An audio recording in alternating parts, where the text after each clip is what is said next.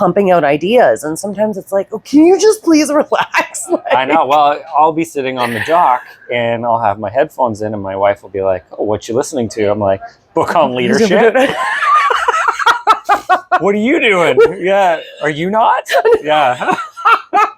How's that? Hey, boss. We're good. Hey. Bob Gauvreau. Do you go by Robert and Bob? What's the deal with starting this right now? Do you want to? I was like, are we doing this? You just start talking, that's it. Yeah.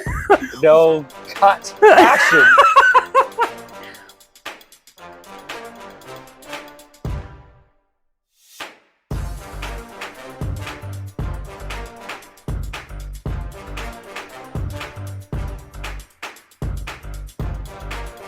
All right. I have a feeling like that's going to make it somewhere too. It's going to. Yeah, you're going to get that in a story for sure. Robert. It's funny because when I was younger and getting started, I was like, it's Robert. Oh. Like, it needs to be older, stronger, more mature. And now it's gone the other way where it's like, no, it's Bob. Yeah, more relaxed. Way more relaxed. I've got one of those names too, right? Tiffany, Tiff. And then in my close, I'm cool with Tiff. Yeah. And then, but yeah, kind of professionally, it's Tiffany. My buddies are like Bobby. I noticed that. I sat down with Pete Dalladay and he's like, Bobby Gauvreau. I'm like, be more professional, Mr. Dalladay.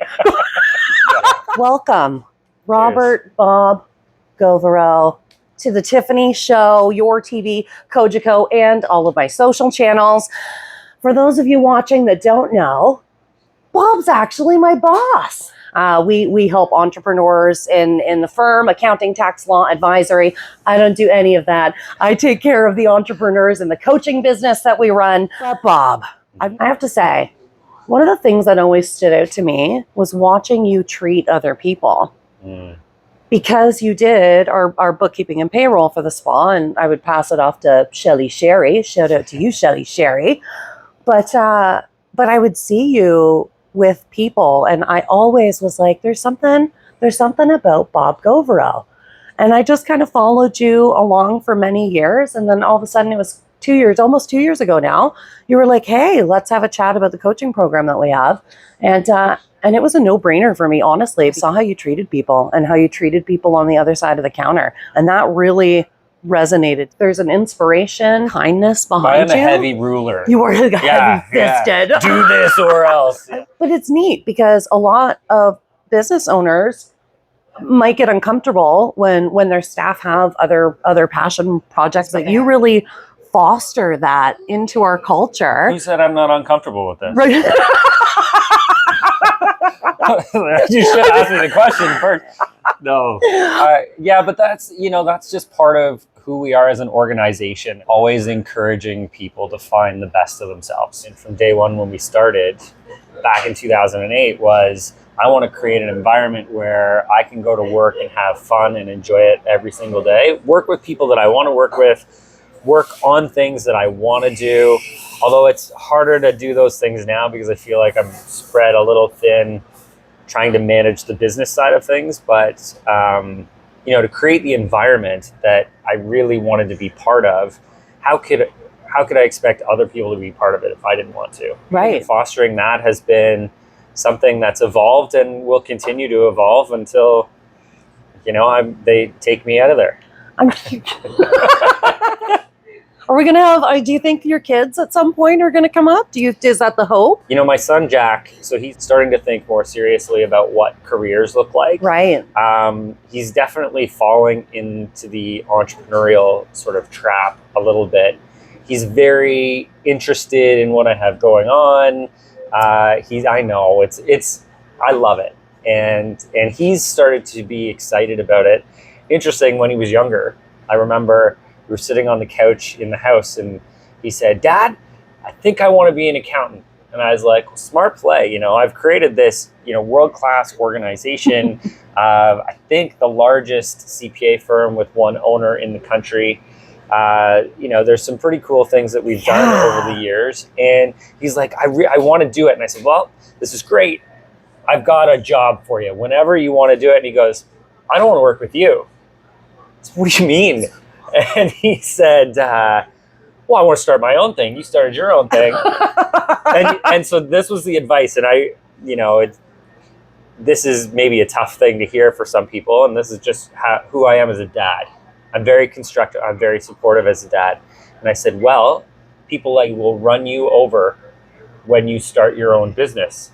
And he's like, what do you mean? And I'm like, I won't run you over, but I just have to know and be prepared for this, because this is entrepreneurship, right? Right. It's like people will be out to get you. If you're coming in and you're taking up some space in the market that people already have, they get defensive. It's their baby. And I said, people will do that to you.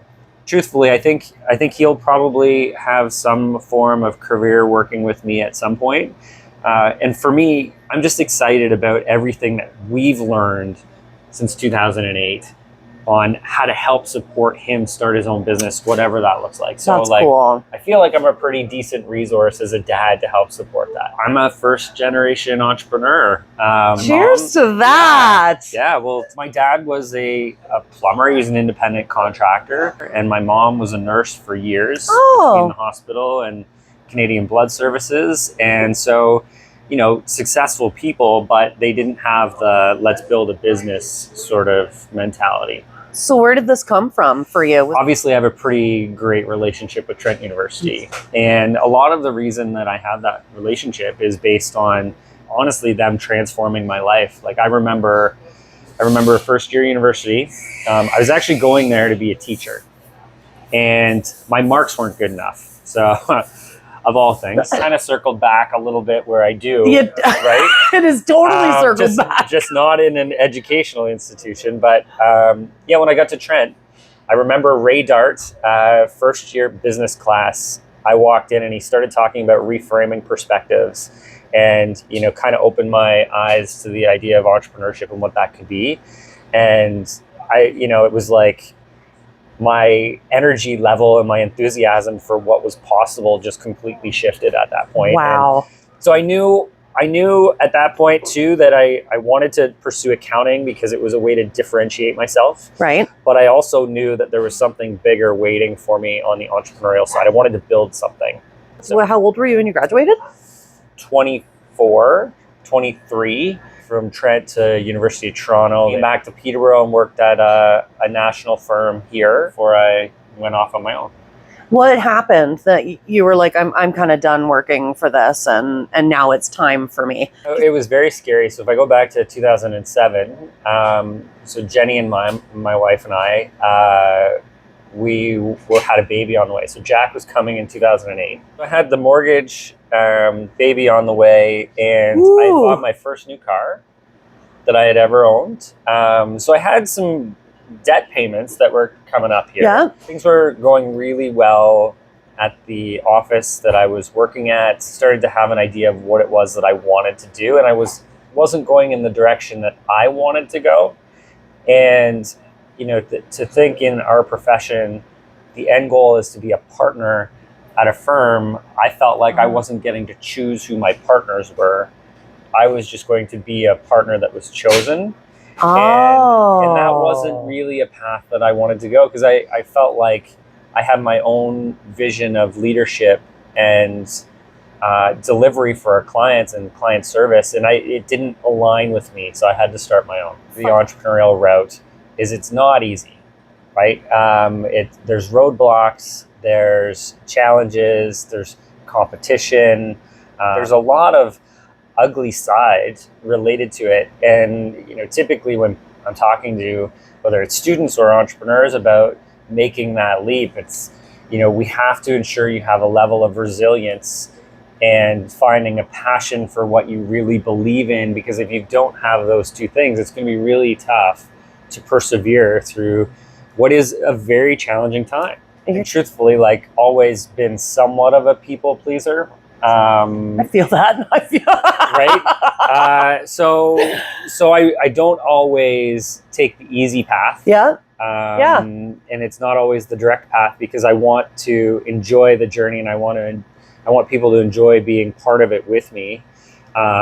So when you get negative feedback or people starting to challenge you or even call into question integrity or anything like that, that's a blow to me, because I've spent my entire life being able to, and maybe this is part of the advice, to be able to wake up in the morning, look in the mirror, and feel really good about everything that you see, and to know that you've treated people the right way along the journey. Like, there's never been a situation that I would reflect back on where I'm like, no, I didn't do the right thing. I've always been the do the right thing kind of guy, and that's not an easy path either. Like, it's way easier if you're somebody who doesn't care. Yeah. Way easier to jump into this path. But if you're somebody who does want to please people, it can be challenging.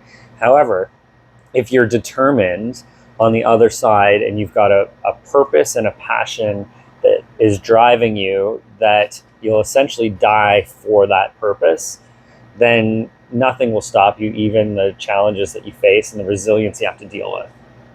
Do all Gauvreaus move this way? Did your parents, was this kind of fostered in your childhood and you carried it through with your friendships and now apply to it to business? Because you care. And Yeah. I think a lot of things can happen to us in life and we either go hard or we go soft. And it's harder to stay soft. It's harder to stay the course of what our hearts are true to. On the Gauvreau side, I would say that we're a pretty competitive sort of family. Love that. For sure. And maybe I just have mine channeled in a certain way where it's, entrepreneurial focused that no one else had really done before. But, I like to win. Yep. I'm pretty committed to it. I don't want to win in the wrong way. I want to win on my terms.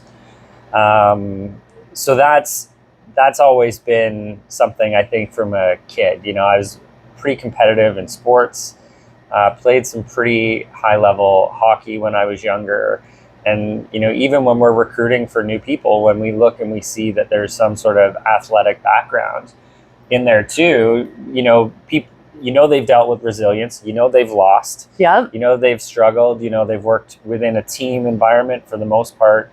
And that you learn how to win in the right way. And, I think that that's something that's maybe been a characteristic or an attribute since I was younger, just being competitive, but wanting to follow the rules and sort of do it in the right way. But that I'm not willing to accept anything other than winning, to be honest. And that in a good way, not in a, I'm going to run anybody over. Yeah. Even though I gave that advice to my son. But not that I'm ever going to do that, because that's just not who we are and not our approach. Yeah. But I'm not willing to give up on anything. And I think that would be an attribute of maybe my character, that from day one, there has been a lot of adversity for me. I've felt challenges along the way, still do, but not willing to give up and not willing to lose is, something that sticks with me. There's something about that getting back up, right? Get back up, try something a little bit different. Okay, that didn't necessarily work, but we didn't lose, but I'm going to tweak it so that way we can go next level. Okay, that wasn't perfect. Let's adjust here.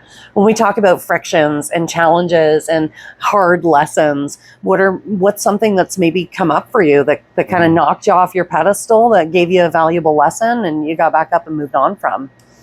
Well, to be honest, it happens all the time. So whether it looks like on the inside, whether the feet are going under the water just or making not. that. But it's constantly happening. And, one of the gifts I think we all have is that we can continue to push ourselves into areas of discomfort. Yeah. And when we push ourselves into an area that we don't even want to face, our greatest growth happens at those stages. And so it's something that I've actually gotten fairly comfortable with, is always being uncomfortable.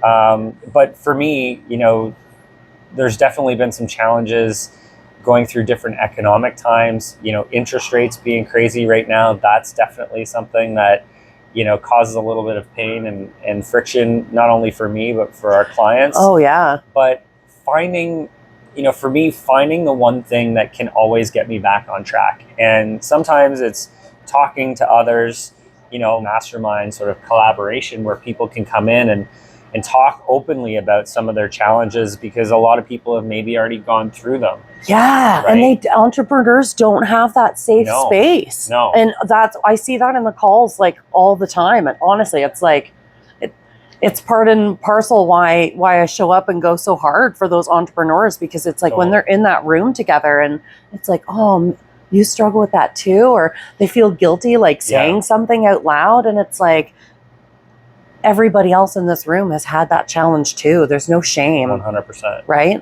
Yeah. And I know we talk about, and we're not going to go deep into financials today, but like the financial clarity and having the fear between like looking at the books and feeling like an imposter. Like I'm not a financial person, right? So I can definitely relate to that. So even when I'm in that room with the other business owners and they're like, oh my God, I don't know how to run a profit and loss report. It's like, there's no shame in that. That's why you're here, and and you help.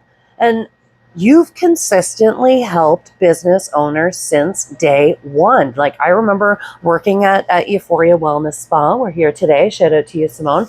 But you coming in and sharing advice with her, and then she would implement it throughout the spa. And as the manager, I could see how that advice worked. And what's really interesting is 10 years later, being at your business and hearing the other half of that story, because I never knew what happened between you two, but I knew what the problem and the recommendation was. So to hear your side and how that gets implemented into business is just fascinating. And it makes me wonder, why? Why do you want to help entrepreneurs so much? Is it because when you started, you could have benefited from a Bob?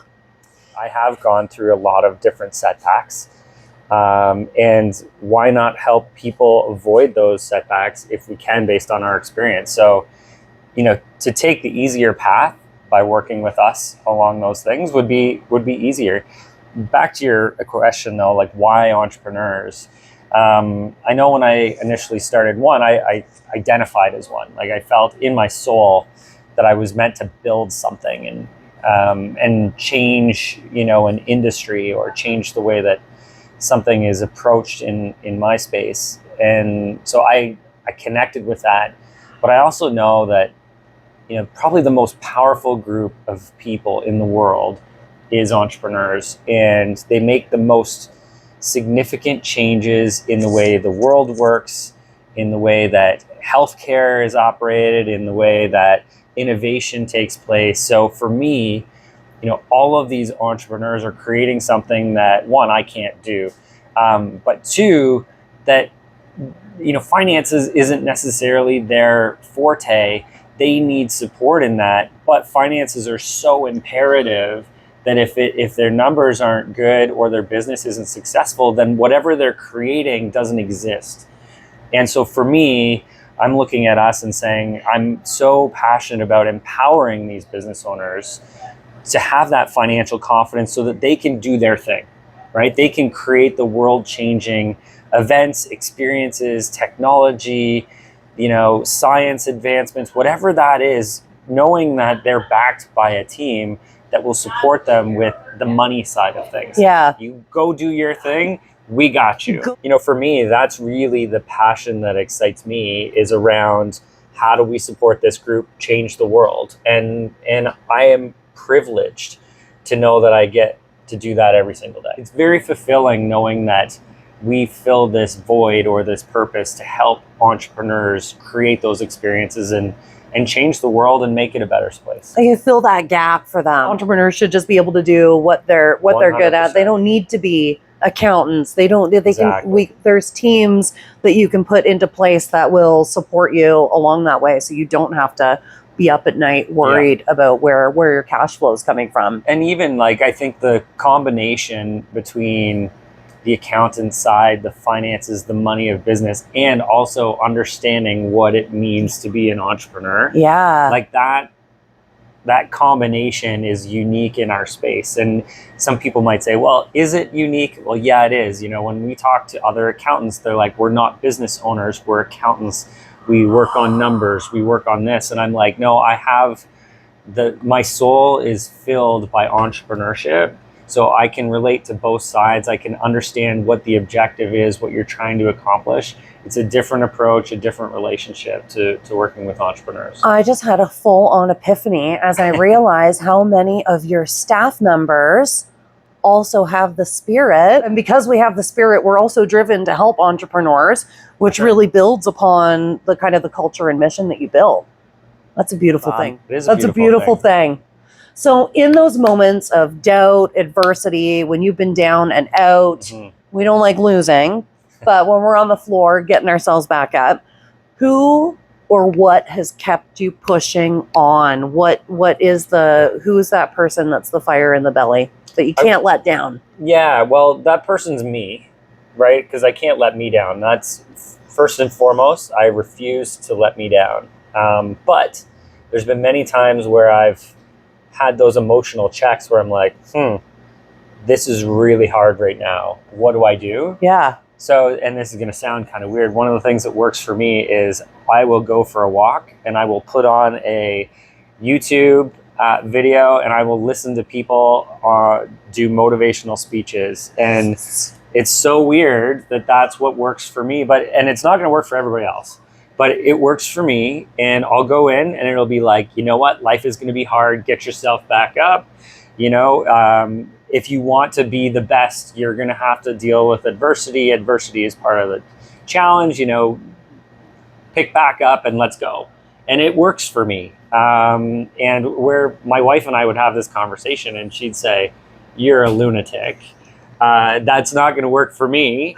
Don't ever approach me that way. But for me, it's that piece that it's like, right, I am dealing with this right now. I have to get back up. It means everything to me and to all those people that are part of my journey. It's like, I have to be the leader. Let's go and let's get it back on track. Were we friends in a past life? I swear to you. Well, I feel like we're friends. We are in a current life. Yeah.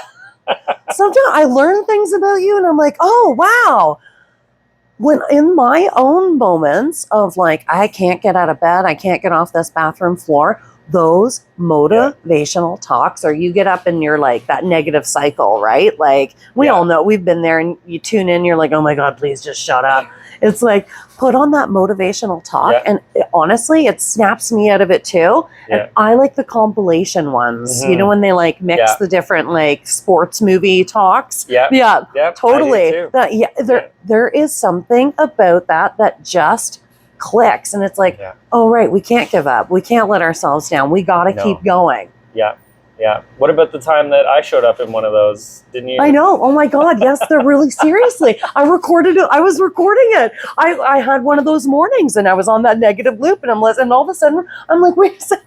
Is that my boss?